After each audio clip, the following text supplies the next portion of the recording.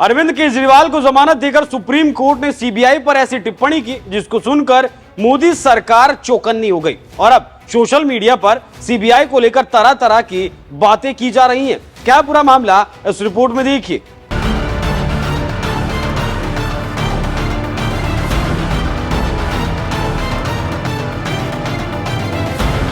पिछले 10 सालों से ईडी और सीबीआई विपक्ष के नेताओं को एन केन प्रकरण फंसाकर या तो सजा दिलवाती हैं या फिर बीजेपी पार्टी में उन्हें ज्वाइन करवा देती हैं और इसके हजारों उदाहरण हैं। या बीजेपी को मजबूत करने के लिए कोई पार्टी तोड़ी जाती है। इसका ताजा उदाहरण झारखंड के सीएम हेमंत सोरेन हैं, जिनको झूठे केस बनाकर ईडी ने 3 महीने तक जेल में रखा क्योंकि वो एनडीए में शामिल नहीं हुए। उनके केस में झारखंड हाई कोर्ट ने ईडी को फटकार लगाई और बेल दे दी, लेकिन ईडी हाई कोर्ट के फैसले को सुप्रीम कोर्ट में चैलेंज किया गया, लेकिन सुप्रीम कोर्ट ने ईडी की याचिका को खारिज कर दिया। इससे आप समझ सकते हैं कैसे ईडी और सीबीआई मोदी के 2 बड़े हथियार हैं और विपक्ष के नेताओं को संदेश है कि या तो चुप रहो या पार्टी में शामिल हो जाओ, नहीं तो जेल जाओगे। उसी को लेकर दिल्ली के सीएम को पहले ईडी ने गिरफ्तार किया, फिर जमानत मिली, लेकिन जेल में रखने की मंशा से फिर सीबीआई सक्रिय हो गई और आनन फानन में केजरीवाल को गिरफ्तार कर लिया, जिसके बाद सुप्रीम कोर्ट ने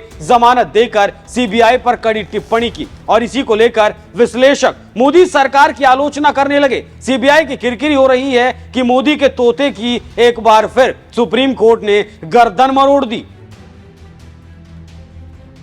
केजरीवाल को जमानत देते हुए जस्टिस सूर्यकांत और जस्टिस उज्जवल भुइया ने अपने आदेश अलग अलग पढ़े और दोनों ने जमानत के पक्ष में फैसला एक मत होकर दिया। लेकिन दिलचस्प मामला सीबीआई की गिरफ्तारी का था, जिसमें दोनों जजों की राय आपस में बंट गई। पीठ के अध्यक्ष जस्टिस सूर्यकांत ने जहां सीबीआई की कार्रवाई को सही ठहराया, तो वहीं जस्टिस भुइया ने कहा कि सीबीआई ने गलत मंशा के साथ केजरीवाल को गिरफ्तार किया। बस क्या था, अब मोदी को विपक्ष के साथ ही राजनीतिक विश्लेषकों ने पकड़ लिया और आलोचना करने लगे।